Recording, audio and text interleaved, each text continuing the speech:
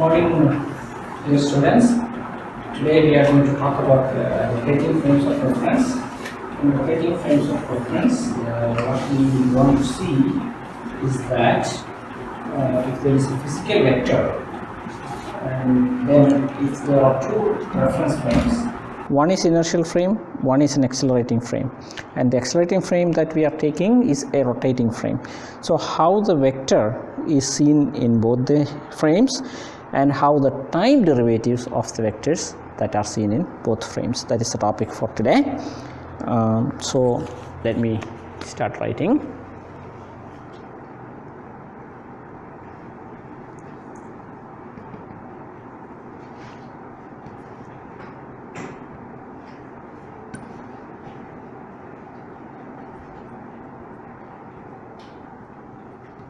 Rotating frame of reference.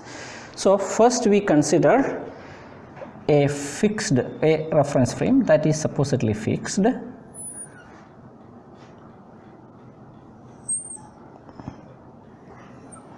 So that is x, y and z with an origin O. The frame we call it S. Now you consider another frame S prime. At time t equal to 0, they are coinciding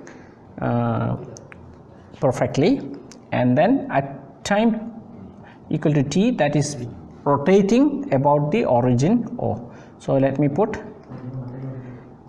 an x prime, a y prime, and a z prime axis, which we call S prime, and in fact the x prime axis is rotating about the origin O, common origin O, fixed at common origin O, about an arbitrary direction n cap. So n cap is an arbitrary direction, and it is rotating at a frequency omega. So omega is a vector, nothing but n cap omega. So first we look at a vector G.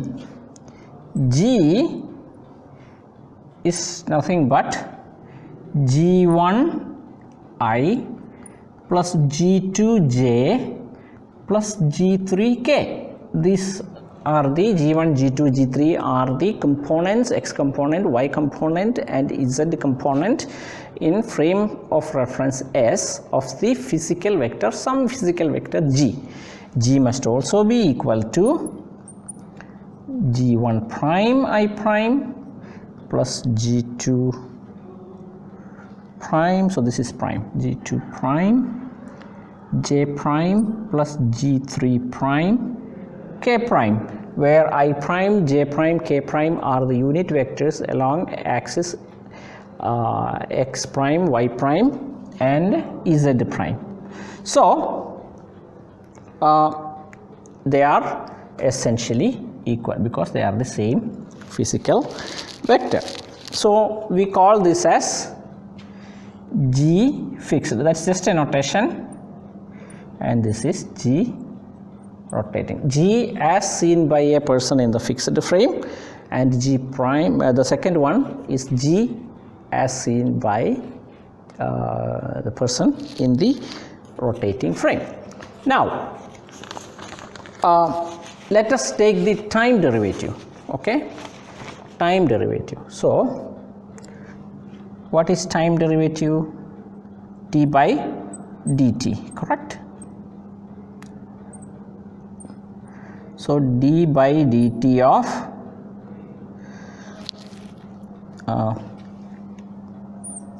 G, d by dt of G fixed, G is a vector, so d by dt of, I don't want to change the notation, so d by dt of G fixed, and that must be equal to d by dt of G rotate. Now vector is the same, reference frame can be anything, so its time derivative must also be physically same. They must be physically same. So let us put a notation here. call it notation. What is notation? dg by dt.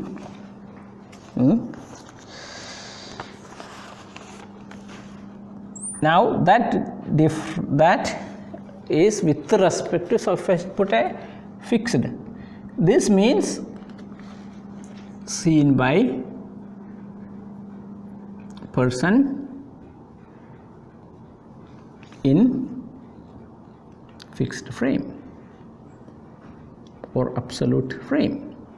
Okay, now dg by dt rotating means same thing by in rotating frame.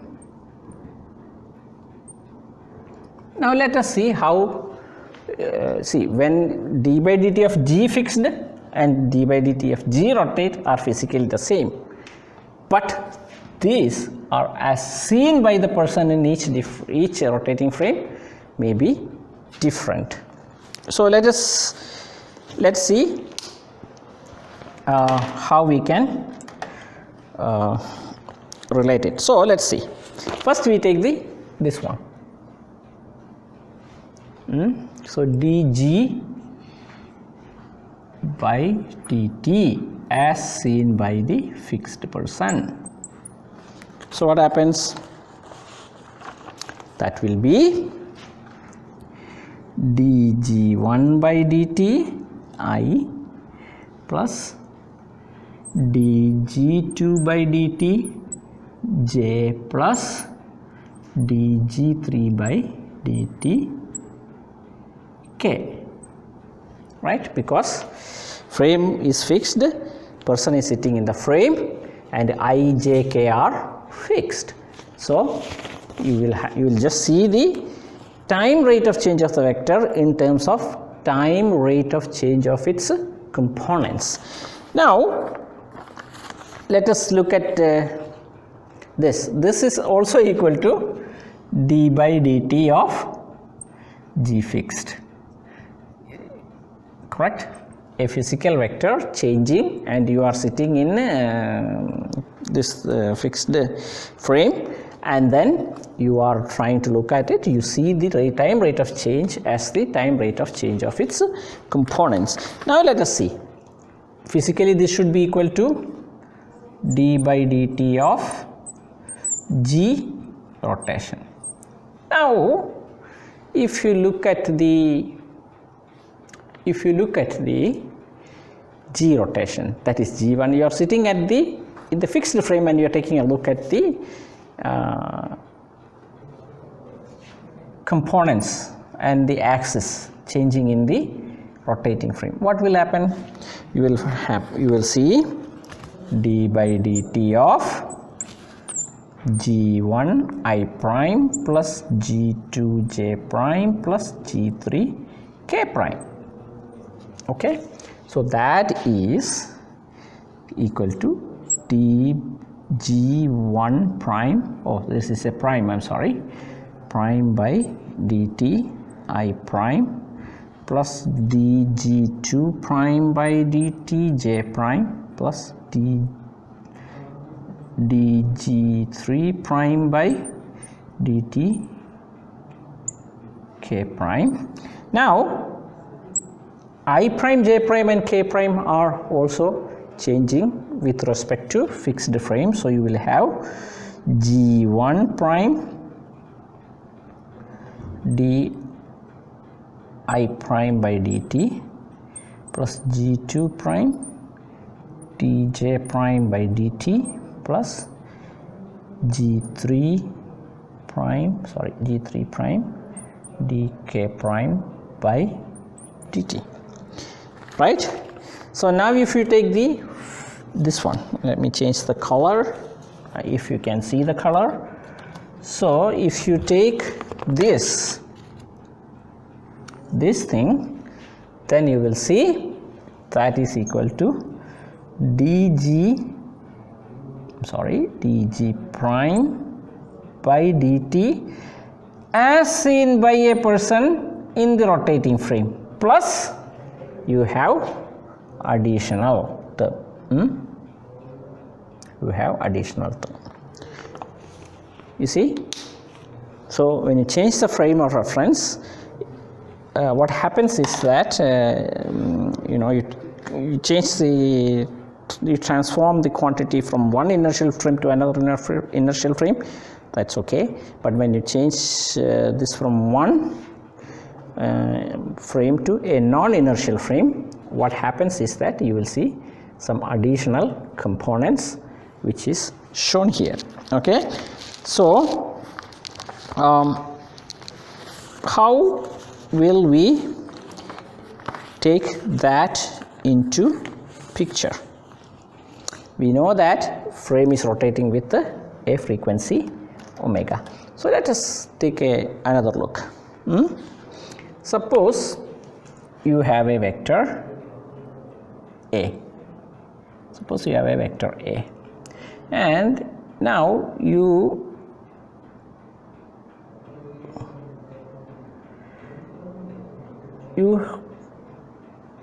make the vector rotate about an axis n. What happens? It rotates, and a little while later, that is your new A changed direction, and it has rotated delta theta, and your change in vector is nothing but this vector delta A. Correct? Now delta A is nothing but A times delta theta. Correct? So these are vector A. Now delta A is equal to delta theta times A. So that's, if you look at that rotation, that is perpendicular to n axis. So if you can take n cross A, that is the direction of delta A. So you can say that some n cap cross A, n cap cross A multiplied by delta theta will give you delta A. And if you take delta A by delta t, n delta theta over delta t cross A, and you can always take delta limit delta t tends to 0. Limit delta t tends to 0. So what will happen? That will become dA over dt equal to what will happen? What is delta d theta by dt? D theta by dt is nothing but the rate of your rotation, and that is your omega. So n cap omega is omega. So you get omega cross A. There you go. So you have, I'm pretty sure you are familiar with this kind of treatment. So you can apply this here. So what will you get? You will get d by dt or d by dt of g rotation is equal to dg prime by dt of rotation plus g1 prime multiplied by omega cross I. Here A is I, omega cross I, plus g2 prime multiplied by omega cross j, plus g3 prime multiplied by omega cross k. So what do you get? So what do we get? dg. Now these things are equal physically. They are physically equal. So you are sitting in fixed frame, and somebody else is sitting in rotating frame. Now you are comparing between what they see each other. So you can write dg by dt in fixed frame is equal to so I may have so g is equal to g1 I prime, g2 j prime, g1. So there is no need to put g prime there. So actually you don't need to put g prime there. You don't need to put g prime there because g is same, physically same vector. So you can write dg over dt as seen in the rotating frame plus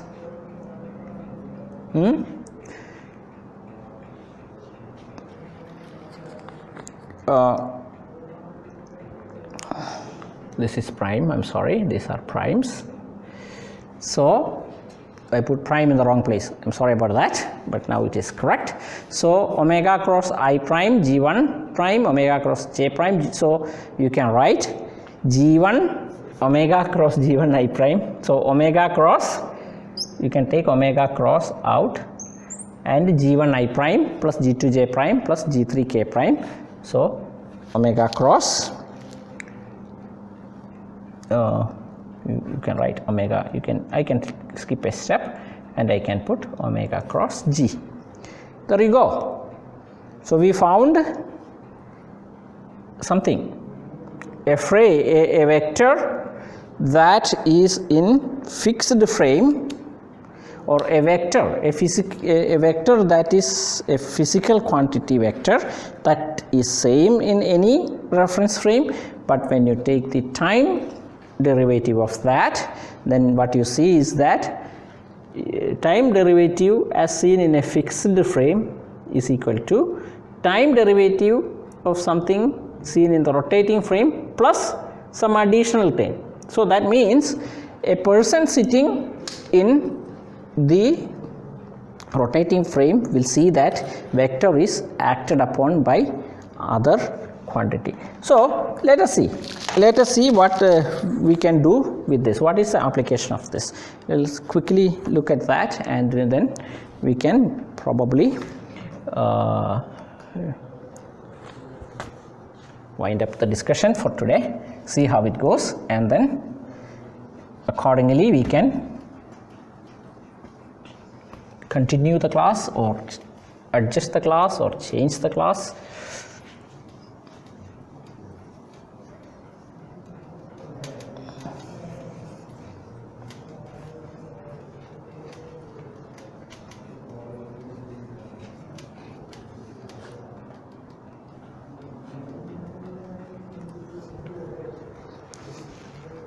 So I will let it dry for a second.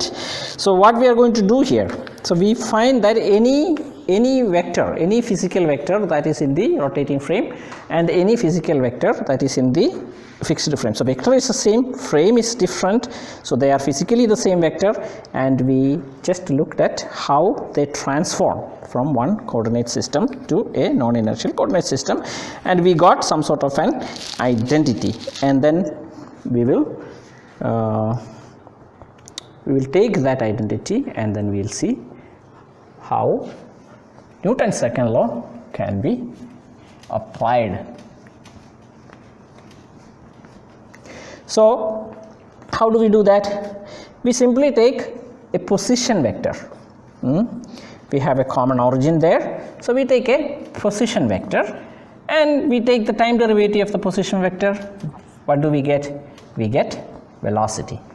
Then you take velocity and then you take its time derivative, and then what do you get? You will get acceleration.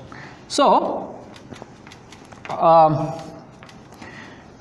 if you do that, you get acceleration. Mass times acceleration will give you force. There you go. You get your Newton's second law. So you can see how force is transformed, and if force is transformed, then your equation of motion is transformed. Okay. All right, so let's start that part, see how it goes. Okay, so our identity is d by dt of something. So our identity we'll write first. Identity is d by dt of any vector in fixed frame is equal to d by dt of the same vector as seen in rotating frame plus omega cross that vector quantity. Okay, they are all vector quantity. So now we put g equal to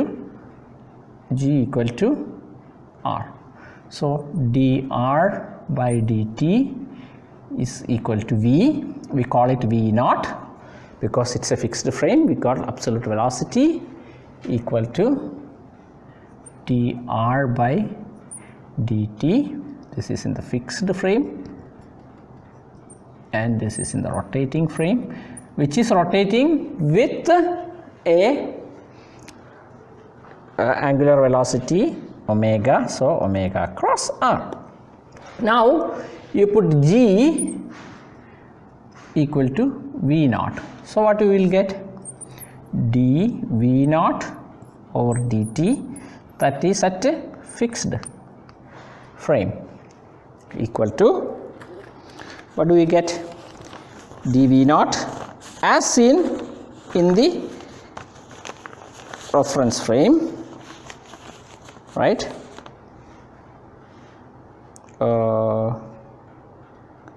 Wait a minute, dr by dt fixed, so this, so this is equal to v. Let's call v as velocity measured by the person in the rotating frame. So you get dv naught by it in the fixed frame is equal to, so we get v naught equal to v plus omega cross r, correct? Omega cross r. So you get dv naught by d equal to d by dt of v plus omega cross r. So you will, so what will you get in the rotating frame? So you get d by dt of v plus omega cross r, correct? Is that right? Or you can actually don't have to do that in the long way. You can short it. d v naught by dt as seen in the rotating frame plus omega cross v naught or omega cross v naught, and v naught is v plus omega cross r, correct? So you can write, let me change my pen. So you can write as seen in the rotating frame d by dt of v plus omega cross r. This is in the rotating frame. This is in the rotating frame.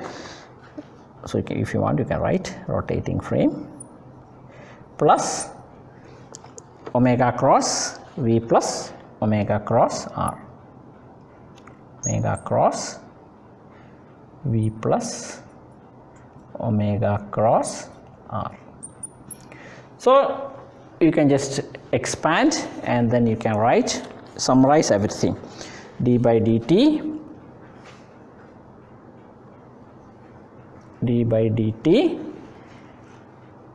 of v naught. So you don't have to write that. So this is actually fixed, but you don't have to write that.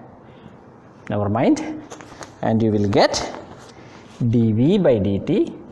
So this is dv by dt as seen in the rotating frame, plus you have those two components. What are those things?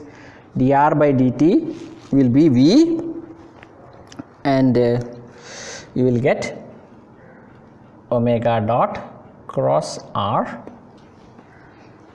because that is there, and then you have omega cross dr by dt, which is v, and there is another dr by dt coming from the other one, so you get 2 omega cross v plus omega cross r. Now omega cross r is not 0, because omega cross r is perpendicular to omega and omega cross of that, so it's not 0, you know that. So dv by dt is the acceleration of the body, that is acceleration measured of the body in fixed frame and in rotating frame. So let us see what it gives. M dv by dt, or if you want to measure the force acting on the body in rotating frame, so everything will come here, right? But doesn't matter, that's just a matter of sign. So M dv by dt is equal to M dv0 by dt, that is the, so this is the rotating frame, this is the actual or fixed frame,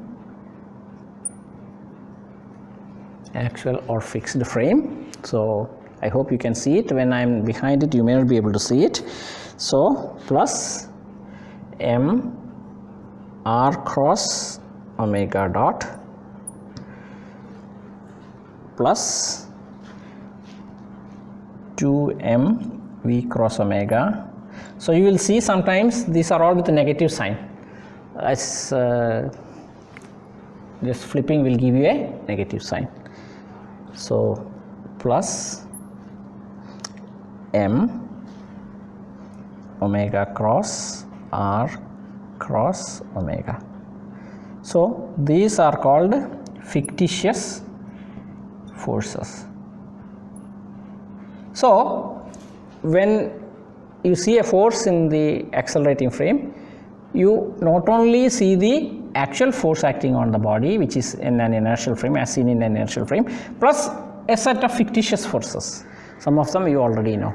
So the first term here is called Euler's force.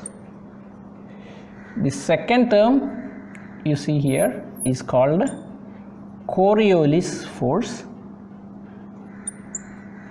and this one is called centrifugal force, so that you have already seen. These are all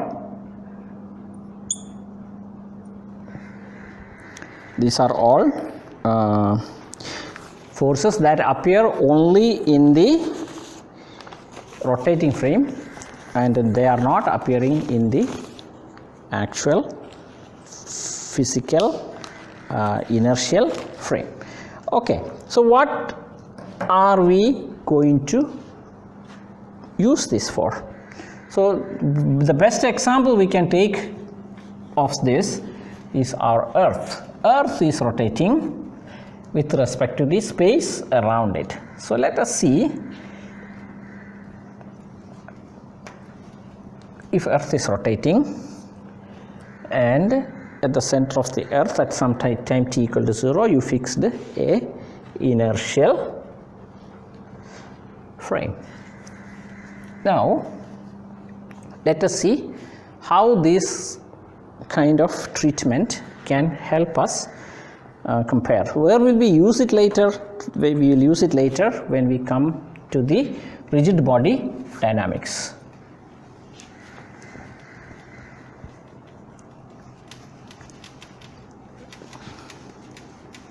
So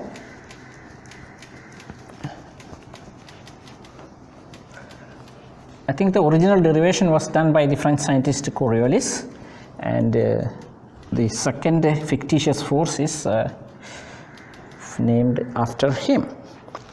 Now let us take another pen. So we will see. Let's see. We have Earth, Okay, it is rotating with an omega, and then you have center of the earth, and then you have the equator. Omega is here, like that. This is south, this is north. Okay, good. Now, if you look at the equation here, if you see somebody sitting in space and look at the earth, and then you can see that what will happen? What will happen on the motion of a particle on the surface of Earth? So if you look at omega here is equal to 2 pi by what is that? 24 times 3,600, 24 hours and 3,000 seconds. So that is omega, and that is about 7.25 or 7.3 multiplied 10 to the power minus 5 radians per second. That's correct. Radians per second. So that is a fixed omega, which means that in the case of Earth, Euler force is not there. Obviously, centrifugal force is there, and part of the Earth will bulge, and the centrifugal force is probably not there, because this is going to be your R. So radius R, that's not RR, that is the radius R. Okay. Now, what about the Coriolis force? So, if an object is moving with a, let's try to find an order of this thing. If we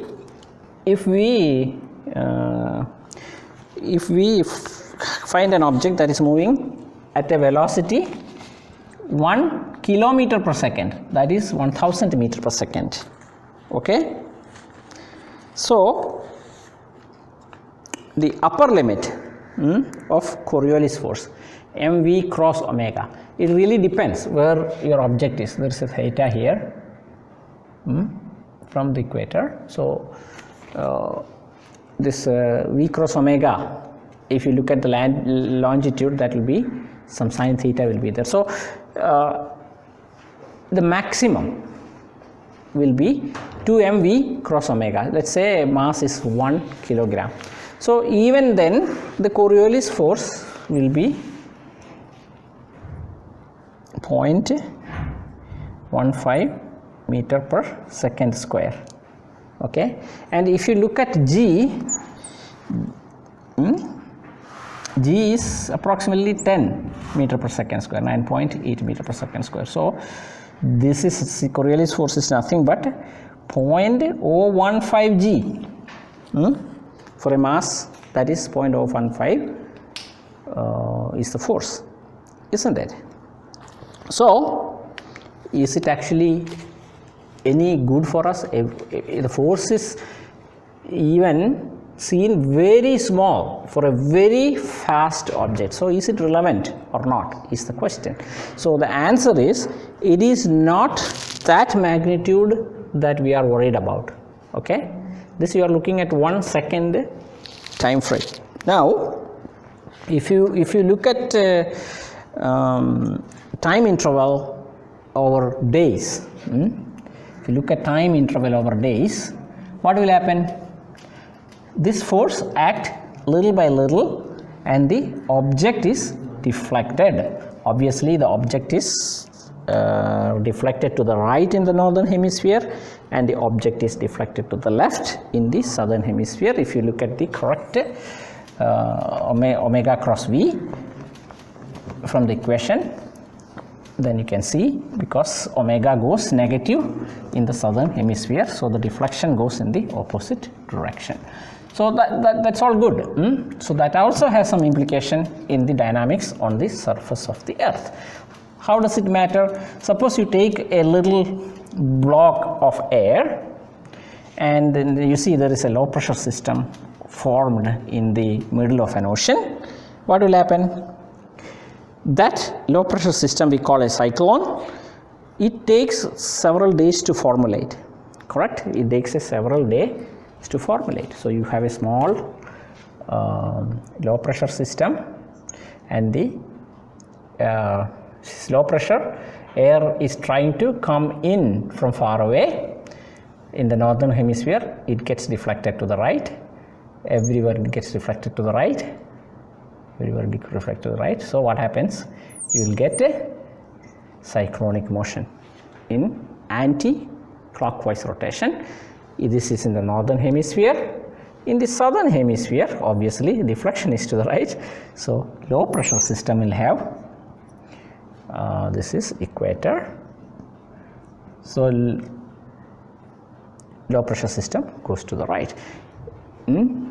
So cyclones anti-clockwise in the northern hemisphere, clockwise to the southern hemisphere. You see, so cyclones are formed, and they carry a lot of moisture from sea to the, and a lot of wind.